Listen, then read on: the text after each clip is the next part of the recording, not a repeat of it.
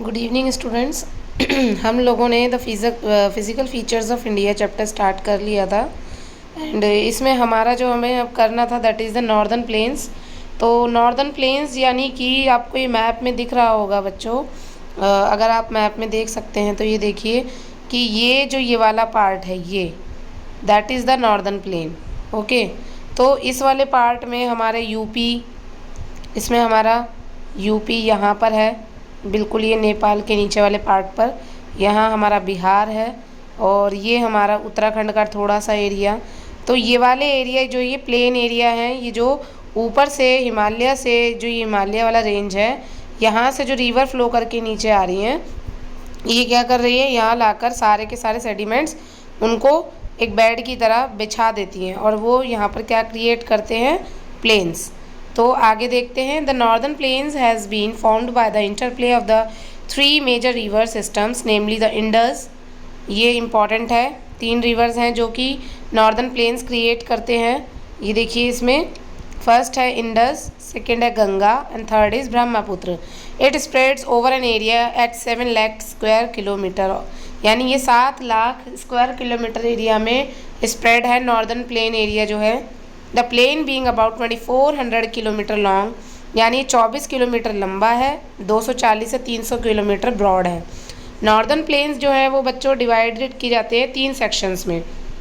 जो northern plains का western part है, जैसे कि मैं यहाँ दिखाऊँ आपको, जो नॉर्दर्न प्लेन का वेस्टर्न पार्ट है दैट इज़, ठीक है, ये जो है ये पंजाब प्लेन्स के नाम से भी जाना जाता है क्योंकि यहाँ पर हमारा पंजाब ऊपर वाले एरिया में इधर आता है। तो जो नॉर्दर्न प्लेन्स का ये वाला पार्ट है, इसका ये वेस्टर्न पार्ट, ये हमारा वेस्टर्न पार्ट है। तो इसमें जो ये पंजाब हमारा, जहाँ हरियाणा पंजाब, ये वेस्टर्न प्लेन कहलाता है, नॉर्दर्न प्लेन का वेस्टर्न पार्ट है। उसके बाद formed by the Indus and it's tributaries, ये किसके द्वारा बनाया गया है, इंडस रिवर और उसकी जो ट्रिब्यूटरीज हैं लाइक रावी, सतलेज, झेलम, यानी पंजाब, जो पंजाब नाम पड़ा है ये 5 रिवर्स के यहाँ एक साथ फ्लो करने की वजह से ही पड़ा है और जो कि एक पंजाब प्लेन क्रिएट करता है। The larger part of this plain lies in Pakistan, यानी कि जो इसका बड़ा पार्ट है वो अब पाकिस्तान हमारा अलग हो गया है इंडिया से। जैसा कि आपको दिख रहा होगा यहाँ पर ये वाला जो एरिया है ये हमारा पाकिस्तान है। तो इसमें अब बड़ा एरिया जो है, क्योंकि आप यहाँ देखिए बच्चों, ये आपको 5 रिवर यहाँ दिख रही होंगी। ये देखिए इंडस, झेलम, रावी, सतलज और इंडस, ये 5 रिवर्स जो हैं ये मिलकर क्या करती थी, ये वेस्टर्न प्लेन क्रिएट करती थी। लेकिन after partition of India Pakistan में ये इसका मोस्टली एरिया चला गया बिकॉज ऑफ, आपको दिख रहा होगा ये 5 रिवर्स का मेनली फ्लो जो है वो पाकिस्तान में हो रहा है, ठीक है। उसके बाद देखते हैं आगे। इंडस, ये कौन कौन से रिवर्स हैं जो इंडस की ट्रिब्यूटरीज हैं, ये इंपॉर्टेंट है बच्चों, ये पेपर में पूछा जाता है कि इंडस के ट्रिब्यूटरी बताइए। झेलम, चेनाब, रावी, बीज, सतलुज, ठीक है, ये हिमालय से ओरिजिनेट होती हैं एंड ये एक प्लेन एरिया क्रिएट करती हैं जो कि दोआब, यानी जहाँ 2 नदियाँ आकर मिलती हैं वो क्रिएट करती हैं। फिर आता है भांगर, खादर एंड भाबर। अब भांगर, खादर एंड बाबर, भांगर क्या है बच्चों, it's a type of old soil, यानी जहाँ पर रिवर का पानी जो है बार बार चेंज नहीं हो रहा है, दैट इज़ द भांगर। देन उसके बाद जो सेकंड आता है हमारा वो है, एक सेकेंड,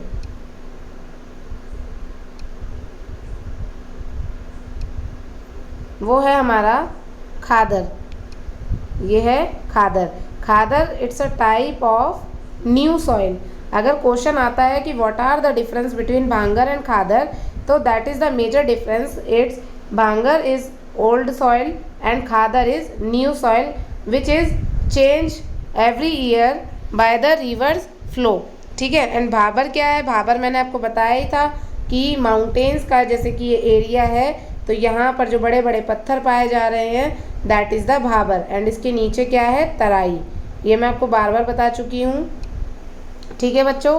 तो इसका एक हम वीडियो भी देख लेते हैं जिससे कि आपको ये चीज़ नॉर्दर्न प्लेन की और अच्छे से क्लियर हो जाएगी। फिर हम प्लेट्यूज के बारे में देखेंगे, ठीक है।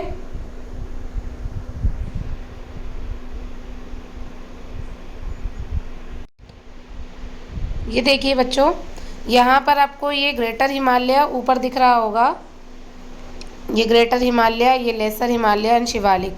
अब यहाँ पर ये नीचे क्या हो रहा है, इंडो गैंगेटिक प्लेन आपको ये दिख रहा होगा। इस वीडियो को आगे हम देखते हैं, चलिए आगे कंटिन्यू करते हैं इसको। शिवालिक्स में उसी तरीके से नदन प्लेन्स को भी डिविजन्स में बांटा गया है, जैसे कि Rajasthan plains, Punjab Haryana plains, upper Ganga plains, middle Ganga plains, lower Ganga plains और ब्रह्मपुत्र प्लेन्स। पंजाब प्लेन्स को सतलुज यमुना प्लेन्स भी बोलते हैं। बाकी डिविजन्स सेम है, लेकिन ये जो डिविजन्स देखिए जो भी बताया मैंने आपको, पंजाब वाला जो एरिया है उसको सतलज यमुना प्लेन भी कहा जाता है and great plains of India इसको पूरा कहा जाता है। ये एरिया वाइज डिविजन्स हैं नदन प्लेन्स की।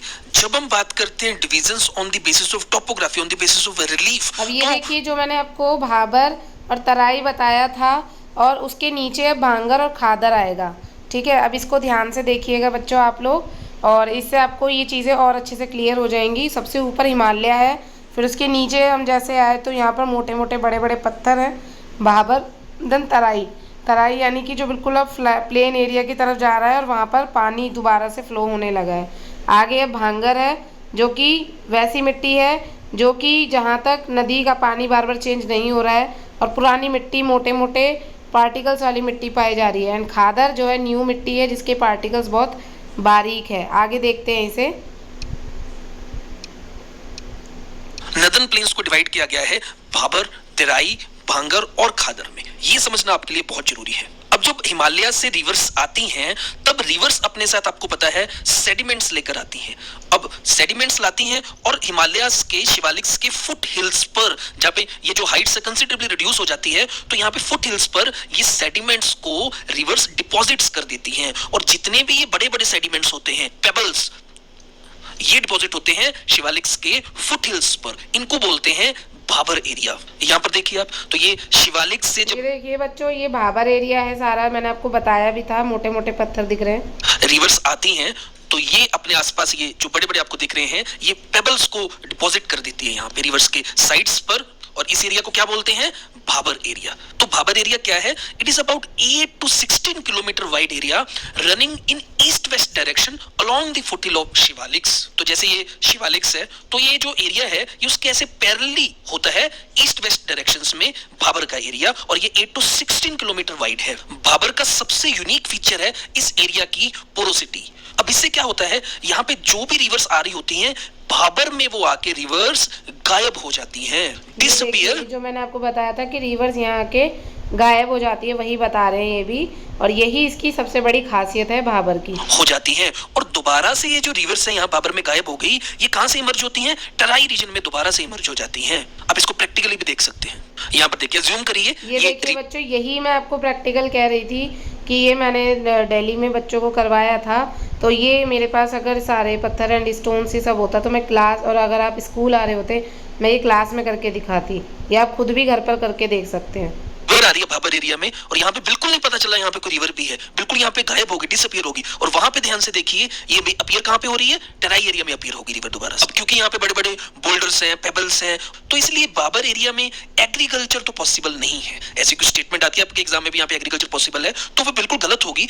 इस एरिया में सिर्फ वो वाले ट्रीज पॉसिबल हैं जिनकी रूट्स बहुत ज्यादा लॉन्ग होगी, ये बस आप याद रखेंगे। अब टेराई रीजन इल ड्रेन्ड, थिकली फॉरेस्टेड, डैम्प और मार्शी एरिया होगा। आपको बताया था जहां से रिवर्स री इमर्ज हो जाती हैं। अब थिकली फॉरेस्टेड होने के कारण ही यहाँ पे wide variety of wild life भी मिलेगी, याद रखेंगे आप। इसकी मैं 2 बेस्ट एग्जांपल्स आपको देता हूँ जो कि याद रखना है। फर्स्ट है Jim Corbett national park Uttarakhand में, और सेकंड है काजीरंगा, सबसे best example Kaziranga national park Assam में। ये दोनों के दोनों नेशनल पार्क कहाँ पे हैं? ये देखिए बच्चों, ये यहाँ पर मैंने आपको तराई में बताया था कि यहाँ मार्शी एरिया है, यहाँ पर फॉरेस्ट बहुत ज़्यादा मिलते हैं, इसीलिए यहाँ wide variety of wild life मिलती है। और यहाँ पर ये उत्तराखंड का जो एरिया है जहाँ जिम कॉर्बेट नेशनल पार्क मिलता है, और असम का काजीरंगा नेशनल पार्क कभी आपका जाना हो तो वो एरिया आप देखना, that is the Terai area.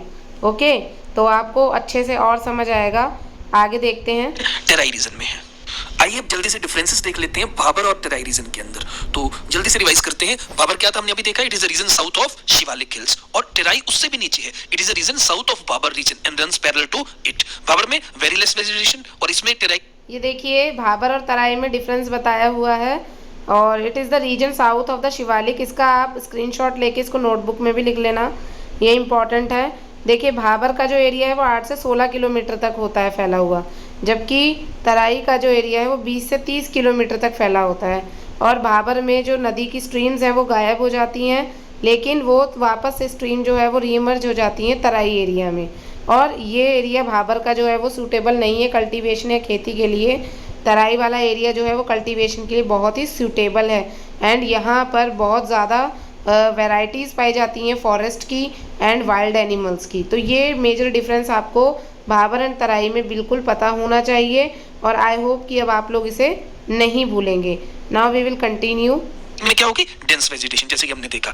ये 8 to 16 किलोमीटर। अभी टाइम में क्या था, वाटर स्ट्रीम्स रीइमर्ज हो जाती है, जैसे कि मैंने बताया Bhabar is not suitable for cultivation और भांगर की। तो देखिए ये है रिवर वैली, ठीक है। अब ये है रिवर जो फ्लो कर रही है। अब जब भी फ्लड्स आते हैं, मान लीजिए हर साल फ्लड्स आए, तो ये रिवर के आसपास इतने एरिया तक फ्लड के कारण ये पूरा पानी में चला जाता है ना, ये वाला पूरा एरिया, क्योंकि उस साल फ्लड आए हैं। तो जो हर साल फ्लड आते हैं, अब जब नॉर्मल हो गया तो फिर रिवर देखो जैसे बाढ़ आती है बच्चों, क्या होता है कि जो एरिया हर बार बाढ़ में डूब जाता है, तो वो एरिया वहाँ की जो मिट्टी है वो चेंज हो जाएगी, और वो जो न्यू सॉइल वहाँ पर इमर्ज होगी दैट इज़ द खादर।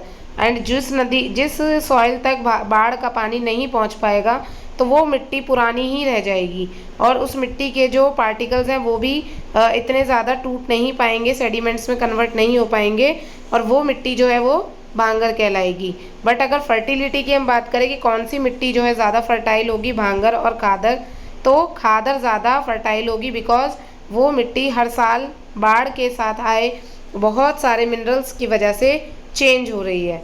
तो ये भी एक क्वेश्चन आपका एग्जाम में आता है कि what are the difference between bhangar and खादर।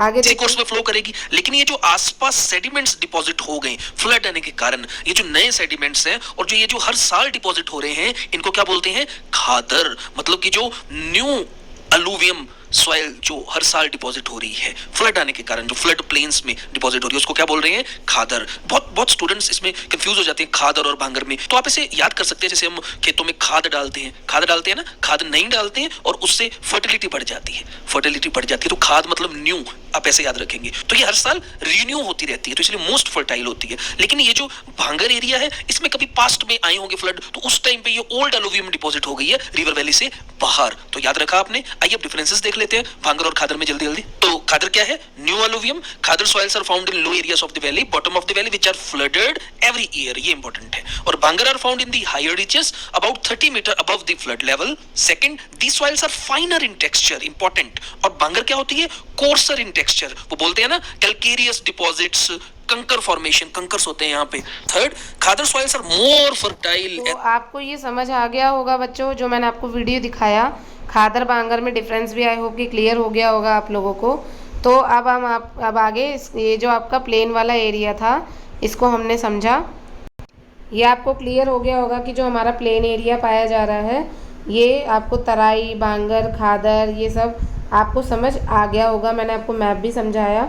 अब आगे देखते हैं, नेक्स्ट है हमारा पेनिनसुलर प्लेट्यू। अब प्लेट्यू क्या होते हैं, ये ना तो माउंटेन्स की तरह बहुत हाइट में ऊंचे होते हैं, और ना ही ये बहुत ही ज़्यादा प्लेन्स की तरह फ्लैट होते हैं। ये थोड़ा सा हाइट में प्लेन से ऊंचे और माउंटेन से थोड़ी कम हाइट में, हिल्स से भी कम हाइट में होते हैं। जैसे कि आप मध्य प्रदेश में देखिए, Malwa plateau is the best example of plateaus, ठीक है। तो इसमें अगर हम अभी इसको वीडियो को हम देखेंगे प्लेट्यूज़ की भी, तो पहले इसको हम समझ लेते हैं। देखिए आपको ये प्लेट्यू वाला एरिया बीच में दिख रहा होगा, विंध्या रेंज के पास में ये मालवा प्लेट्यू बीच में देखिए, ये आपका मध्य प्रदेश में। उसके बाद छोटा नागपुर प्लेट्यू है। फिर आपका ये इधर को आइए आप थोड़ा सा नीचे, डेक्कन प्लेट्यू है, जो कि वॉल्केनो की वजह से बना है, ठीक है। उसके बाद आपका मेजरली जो है ये 3 तरह के प्लेट्यूज़ आपको यहाँ देखने को मिलते हैं, Deccan plateau, Malwa plateau and छोटा नागपुर प्लेट्यू, ठीक है। उसके बाद अब यहाँ हम देख लेते हैं कि ये क्या है, इनको The peninsular plateau is a tableland composed of the old crystalline, igneous and metamorphic rocks. Peninsular plateau जो होते हैं एक टेबल के प्रकार के दिखने वाले एक प्लेट्यूज होते हैं जो कि इग्नियस या मेटामॉर्फिक रॉक से तैयार होते हैं। ये जो है ये it was form due to the breaking and drifting of the Gondwana land. ये गोंडवाना लैंड जो थी उसके टूटने या बिखरने की वजह से बने हैं। Making it a part of oldest land mass, और ये पुरानी लैंड मास का ही पार्ट है। जैसे कि मालवा, विंध्या, अरावली, वेस्टर्न घाट, ईस्टर्न घाट, बुंदेलखंड, बघेलखंड, छोटा नागपुर प्लेट्यू, ये सब इग्नियस रॉक से बने हुए हैं। और नॉन पेरेनियल रिवर्स यहाँ पर फ्लो करती है, यानी कि ऐसी रिवर्स जो कि पूरा 12 महीना नहीं बहती हैं, ऐसी नदियाँ यहाँ इन पर से होकर फ्लो करती हैं। जैसे कि आपने देखा होगा कि मध्य प्रदेश में भी बहुत सारी चंबल रिवर है, ठीक है। इसके अलावा आपकी नर्मदा है, बेतवा है, ये सारी रिवर्स जो है ये कहाँ से फ्लो कर रही हैं, ये सब ये इग्नियस रॉक्स या फिर ये जो प्लेट्यूज वाले एरिया हैं इनसे ही फ्लो कर रही हैं। These are highly eroded hills and are found as broken hills. इनको ब्रोकन हिल्स के नाम से भी जाना जाता है क्योंकि ये प्लेन्स के कंपैरिजन में हाइट में ऊंचे होते हैं। The western Ghat are higher than the eastern Ghat. Western Ghats आप देखोगे तो वो ईस्टर्न घाट देखिए यहाँ पर वेस्टर्न घाट जो है ये आपको ईस्टर्न घाट की तुलना में ये आपका ईस्टर्न घाट है। एक मिनट में दिखा देती हूँ आपको। That is the eastern Ghat part. And ये जो है आपका ये देखिए ये आपका ये वाला जो पार्ट दिख रहा है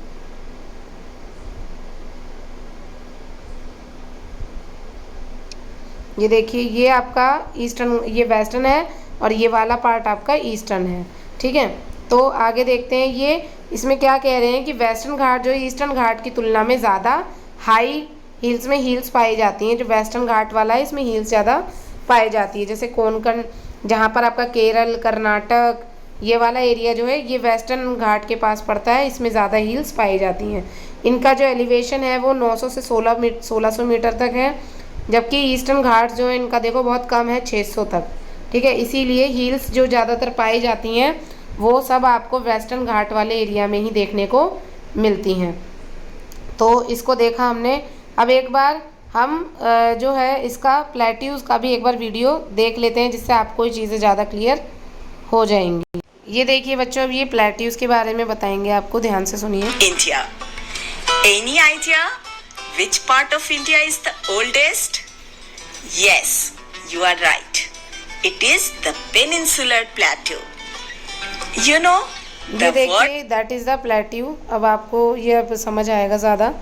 देखिए peninsular means a piece of land surrounded by water from 3 sides, whereas plateau is an elevated land having a flat top. ये देखो ऊपर से फ्लैट दिख रहा है, जबकि माउंटेन्स जो है वो ऊपर से एरो शेप में होते हैं, ट्रायंगल शेप में दिखते हैं, ये टेबल की तरह दिखते हैं ऊपर से। And steep slopes. In other words, you can say it is a tableland structure. Where is this tableland structure found in India?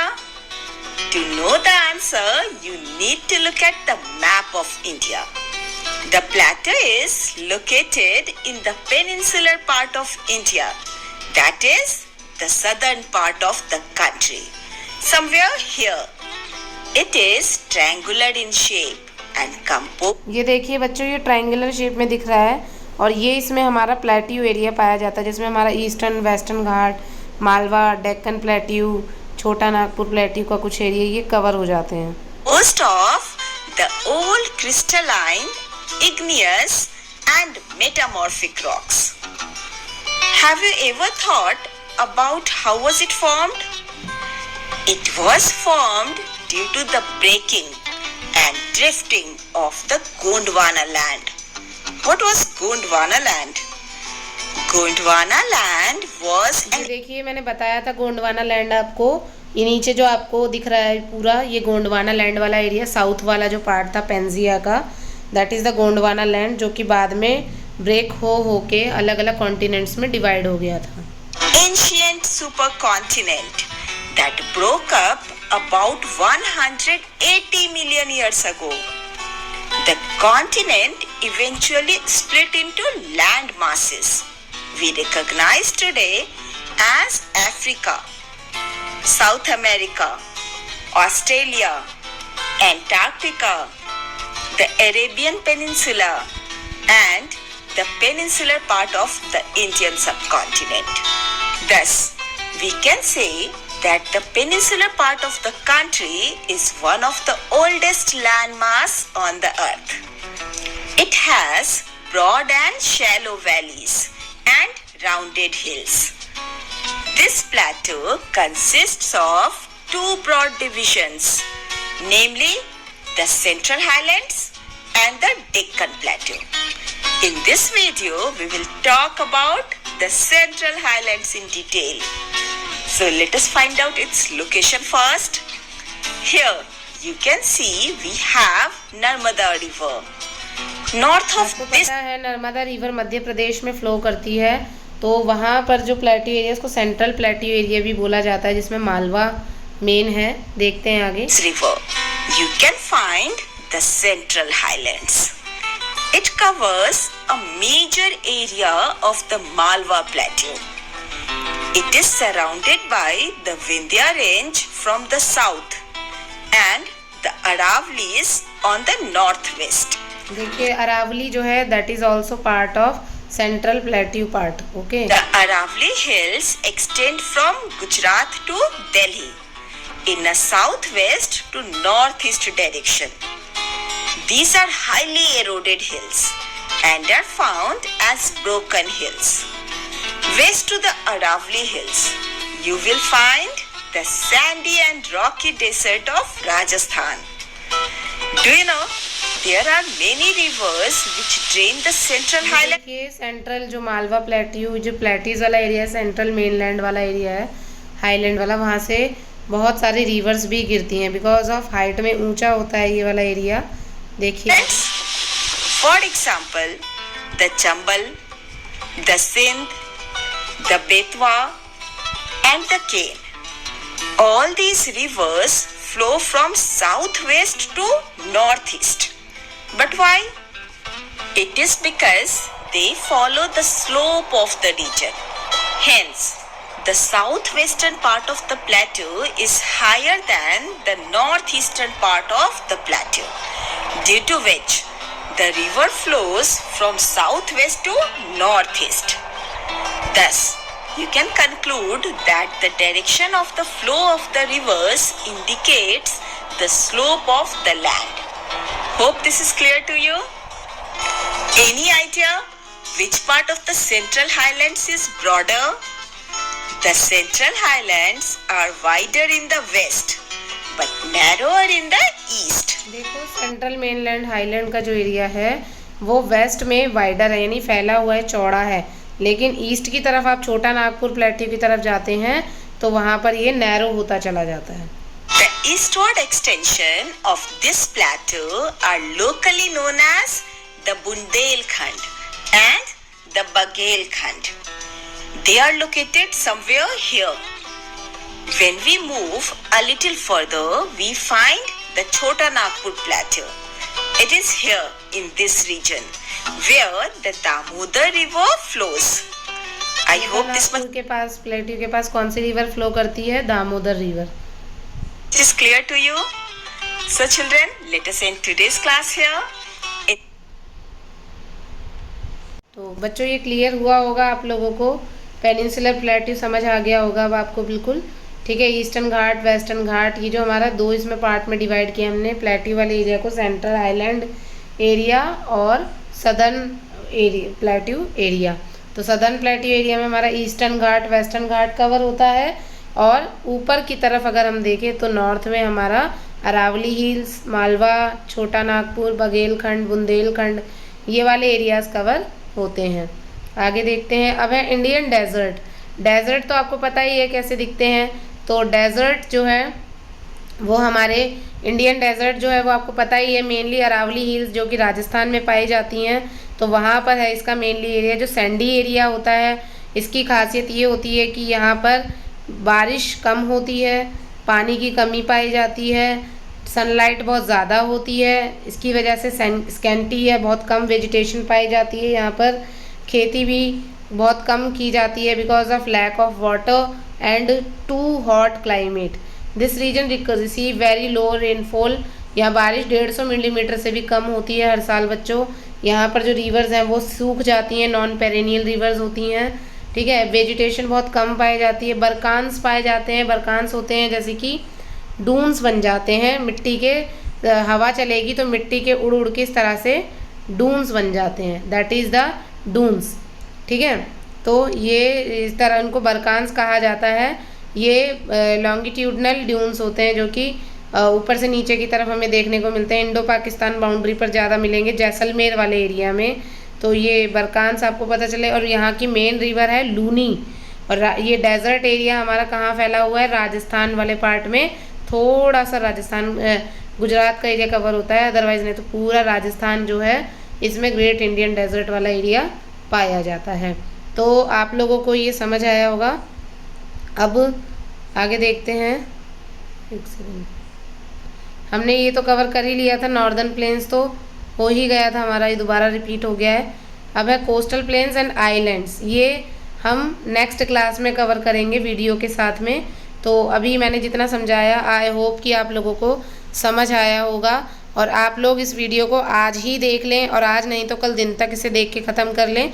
Second video इसका पार्ट 2 जो है वो मैं आपको कल भेजूंगी, यूट्यूब पर अपलोड करूंगी, तो आप लोग उसे देख लेना, ताकि परसों की क्लास में मैं आप लोगों के साथ इस चैप्टर के इम्पॉर्टेंट चीज़ों को डिस्कस कर सकूं और आपकी क्वेरीज़ को भी सॉर्ट आउट कर सकूं। थैंक यू सो मच बच्चों।